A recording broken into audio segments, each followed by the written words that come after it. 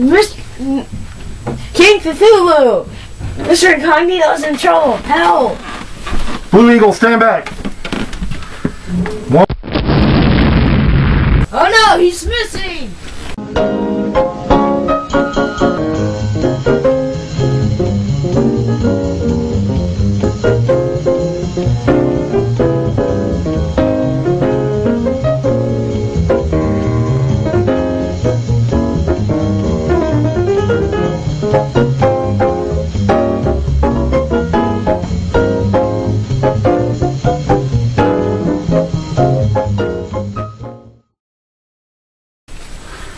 Good evening, everyone. This is King Cthulu filling in for Mr. Incognito, who has apparently been kidnapped by Dr. Uranus. With me is the Blue Eagle. Hello. No, we're not experts on martial arts by any measure. We're just wrestlers. So what we're going to do tonight is show you a training film, a very rare training film that contains wrestling and judo. So enjoy tonight's film. We've got to go rescue Mr. Incognito. Are you ready, Blue Eagle? All for it, man.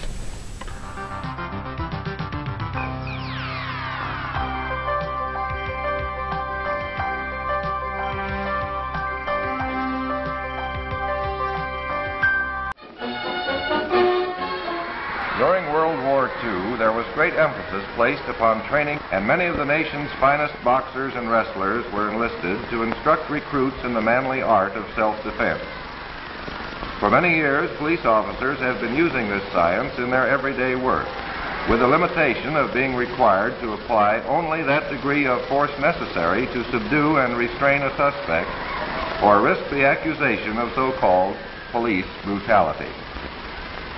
Our work is further complicated in that many of the suspects we will be called upon to subdue will be veterans of the war, trained in commando tactics, therefore familiar with and able to break the holds most commonly used. It is the purpose of this film to demonstrate not only restraining and defensive holds least apt to be broken, but also to point out the dangers of using the wrong tactics when meeting a trained and experienced suspect.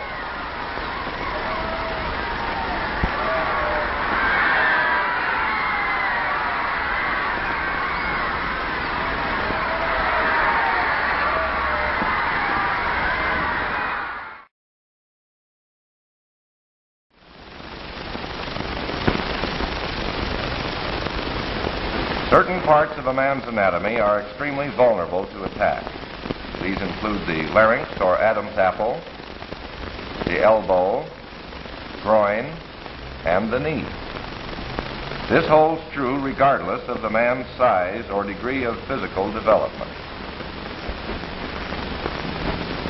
Pressure properly applied at these weak points will offset any advantage of size or strength which may be present.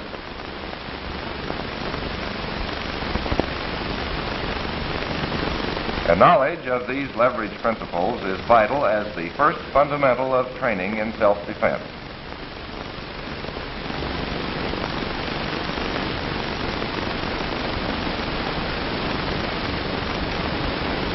Certain holds are easily broken because of the comparative weakness of the thumb in relation to the rest of the hand. A turn of the wrist towards the thumb will always be effective in obtaining release from a one-handed grip. Where two-handed grips are used, it is only necessary to bring your other hand into play to apply additional leverage, always toward the opponent's thumb.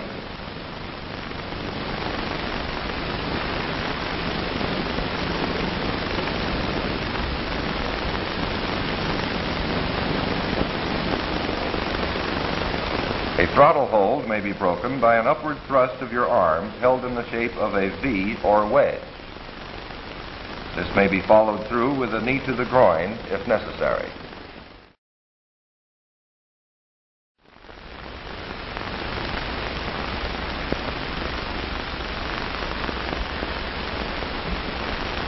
The strangleholds are dangerous and cannot be broken through strict adherence to Marquis of Queensberry rules.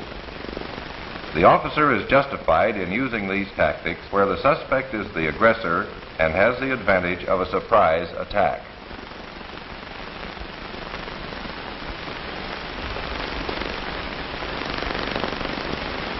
The same is true of the clumsy and easily broken bear hug.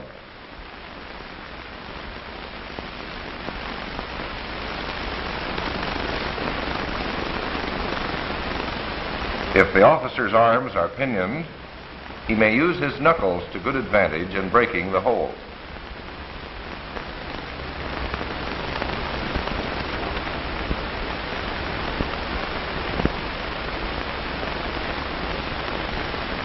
If his arms are free, he is able to use this alternate method, in all instances following through with the knee drop to the lower rib.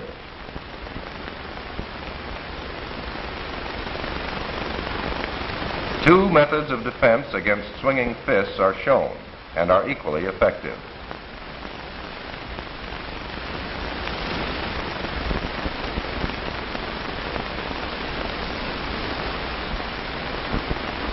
If the officer has been thrown to the ground, he should keep his feet between his body and the opponent, so as to be able to defend himself against a kick in this manner.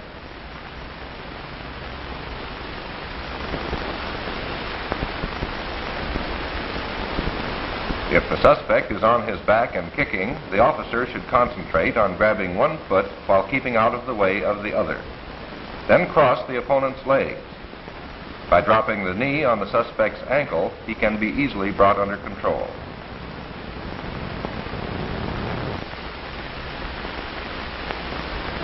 If necessary to actually wrestle with the suspect, always lie with your body across his shoulders and at a 90-degree angle.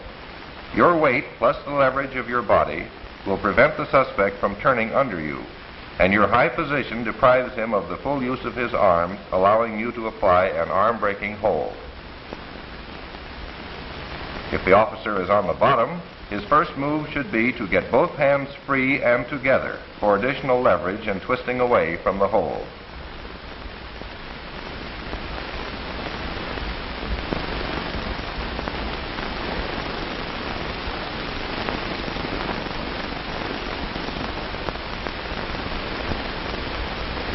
Should a suspect, armed with a gun, take the officer by surprise at close quarters, there is a moment of indecision during which you have the opportunity of disarming him.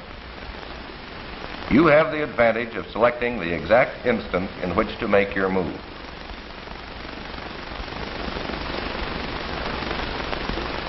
Speed and agility are of the utmost importance, and the body must be pivoted out of the possible line of fire as your arm sweeps the gun to one side.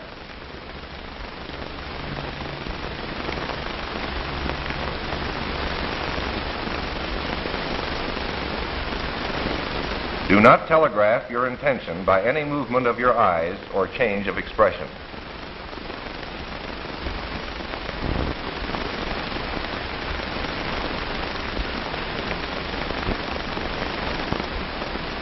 If approached from the rear, first determine in which hand the suspect holds the firearm. When you make your move, work fast and with all the strength you can muster. To master this technique takes lots of practice, but it may save your life. In disarming a man with a shotgun or rifle, the length of the weapon is to your advantage from a leverage standpoint. A quick reverse twist, followed by a step through and a full turn, will throw the suspect.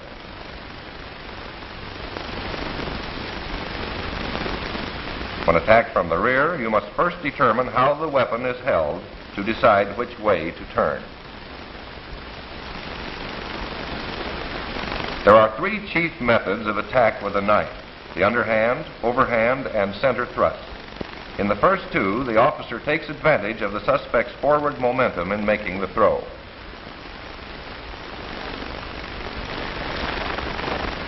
The center thrust is most dangerous, and this defense has been developed for it. This method provides the greatest area of possible contact with the suspect's attacking arm. The follow-through should be one continuous motion, rapidly executed.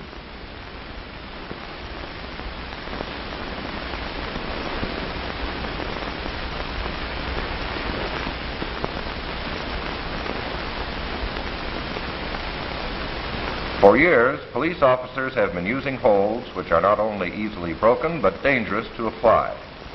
The hand grips are examples of these.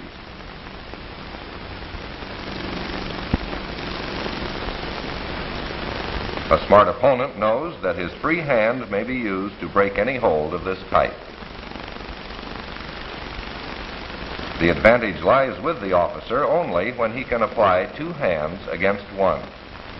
In any contest of 2 against 2, the stronger pair will always win.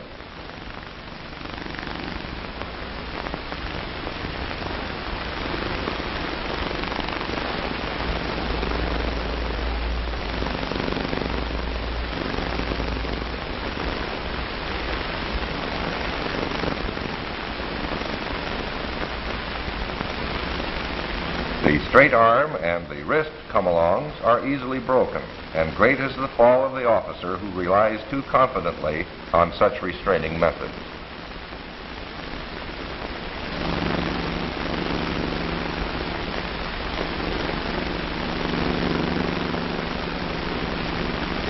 These holds, improperly applied by an inexperienced officer, lay him wide open to successful counterattack by a clever suspect.